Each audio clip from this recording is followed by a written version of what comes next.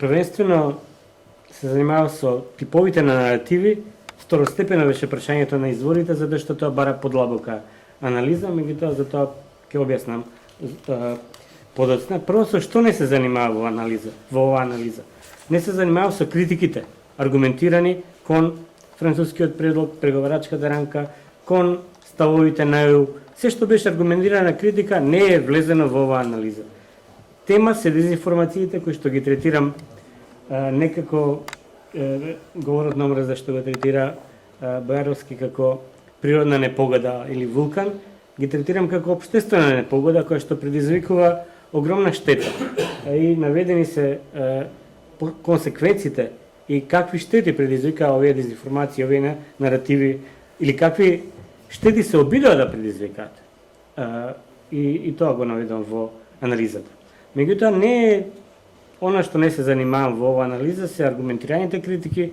Исто така, дезинформациите во врска со овој предлог, односно рамката, кој што беа во бугарските медиуми. Затоа посебна анализа и книга треба да се напише. И таму имаше многу дезинформации. Исто така, делумно се опфатени дезинформациите во албанските медиуми, не се опфатени во оваа анализа. 15 странички ова. Меѓутоа, јас имав материјал да напишам книга за 500 страници. Ако направам во бугарските медиуми, ќе излезе некој 3 томна од 1000 страници. Сето тоа во период од неколку месеци. Значи, тоа не беше некоја плима, туку беше ураган од дезинформации, кој што нас не погоди токму во моментот кога се основавме како институт. Така да ни беше потребно известно време да се позанимаваме со ова. Какви типови на наративи идентификувавме? На прво место ни се за дезинформациите, медиумските манипулации за македонскиот јазик. Тук имаше посебни наративи, за ова може да се напише посебна книга. Како во контекст на францускиот предлог беа лансирани, пласирани дезинформации за македонскиот јазик. И продолжуваат. И претходно беа. И во контекст на договорот од Преспа имаше такви дезинформации, меѓутоа тоа е константна нарација, константни наративи со дезинформации во однос на загрозеноста на македонскиот јазик, во случајов не само од Бугарија, туку и од ЕУ. Имате тука во анализата детали. Нема да навлегувам. Потоа, наративи со дезинформации, заплашување и теории на заговори за македонскиот идентитет и македонскиот народ. И за ова може да се напише посебна книга. Изворите не беа само политичките партии кои што ги лансира таквите пароли во протестите и во нивните партиски соопштенија или во изјавите за медиумите. Туку вакви наративи лансираа историчари и академици. Тука се опфатени исто така во тури имаше и непоткрепени обвинувања за геноцид преку подпишување на меѓународни договори, што е нонсенс, да ви кажам, мислам. Меѓутоа беа пласирани од највисоката од председателот на МАНУ, која што се смета за највисока научна институција. И никој не одговори, никој не му ни постави во медиумите прашања како може да се односно да ги подкрепи со докази неговите обвинувања дека со подпишувањето на договорот од Преспа или на договорот од Бугарија се извршил геноцид. Никому не му е јасно, меѓутоа имавме дури и такви обвинувања без никакви докази. Во однос на исчезнувањето на македонците, загрозувањето на македонскиот идентитет, тука имаше бројни наративи, меѓутоа и специфичен термин употребен во овие наративи беше разнебитување. Разнебитување на македонците, загрозување на македонскиот идентитет, меѓутоа и разнебитување на македонската држава. Тоа е посебен тип на наративи, не само со дезинформации, туку и теории на заговор за државата и нејзината иднина.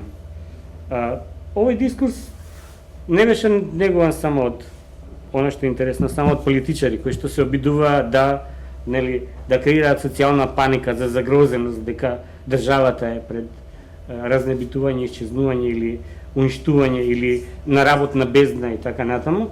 Туку овој беше негуван и од невладени организации овој дискурс, ова што беше интересно, и од академици. и не беше предизвикан од страна на медиумите или од страна на новинарите. Потоа посебна глава или посебна книга може да се напише за дезинформациите во врска со историјата и историската комисија. Бидејќи таму има многу детали, личности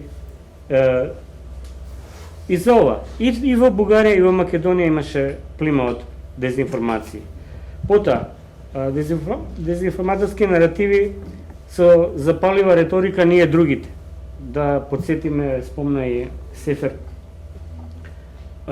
Медиумите на македонски јазик сосема поинаку ги представија протестите и конфликтите на протестите што се случи околу Мавровка. Имаше дури дезинформации кои што настојува, има јасна тенденција да ја намалат довербата во институциите на системот како што се говори обвинителството. Во конкретен случај станува збор за тврдењата во медиумите дека пиштолот со кој што бил пукано бил заменет со сигнален пиштол. А стануваше збор за два различни пиштоли, што беше демантирано истиот ден од обвинителството. Меѓутоа, демантот на обвинителството не проби во медиумите. Неколку дена се зборуваше за тие дезинформации, беше загаден медиумскиот простор, и тоа од највисоки инстанции, од политички партии, од личности, креатори на јавно мислење, од гласноговорници, политички и така натаму. Значи имаше јасна тенденција да се дестабилизира не само со дезинформации и протести со пароли кои што содржаат дезинформација, туку и да се урне довербата во институциите на системот кои што настојува да имаат должност да се справат со насилството кој што и со конфликтот кој што произлезе на тие протести. Потоа имавме наративи со дезинформација и манипулации во врска со референдумот. Беше најавен референдумот за францускиот предлог и за уставните измени, после видовме дека има референдумско прашање кој што не се однесува на тоа. Дополнително, после пишувањето на таа анализа, се појави друго референдумско прашање кој што исто така е манипулативно, затоа што креаторите на тоа прашање тврдеа дека нели започнале преговорите. Авторот на тоа прашање тврдеше дека ќе започнат дури на куково лето, а сега прашањето ни е дали сте за продолжување на преговорите. И тоа е манипулација која што не е опфатена во анализа, бидејќи е напишана пред да се појави тоа прашање. Потоа имаме детектирана наративи со дезинформации, манипулации и спекулации во врска со говорот на омраза. Самиот израз говор на омраза беше предмет на дезинформации и манипулации во контекст на францускиот предлог и протоколот особено кој што користи во кој што има некои елементи како да се бориме против говорот на омраза, односно како државите Бугарија и Македонија да се борат. И потоа имаме потполувачки наративи против конкретни политичари, медиуми и интелектуалци кои што настојува во јавната дебата да ги аргументираат своите ставови. Тие беа нападнати не само со говор на омраза, туку и со дезинформација. Имаше јасна тенденција да бидат некои од нив замолкнати, да не учествуваат во јавната дебата која што беше комплетно загадена од дезинформација и говор на омраза.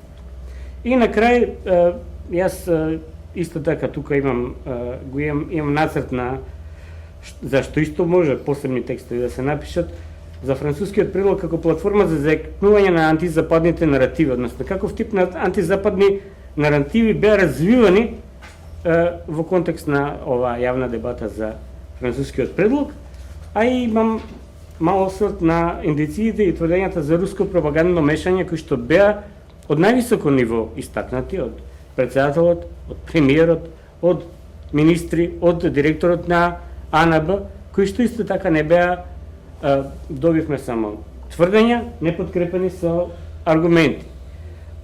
И токму затоа јас заклучувам дека за да се одговори на прашањето конкретно кои се изворите на дезинформации, потребно е дополнително истражување.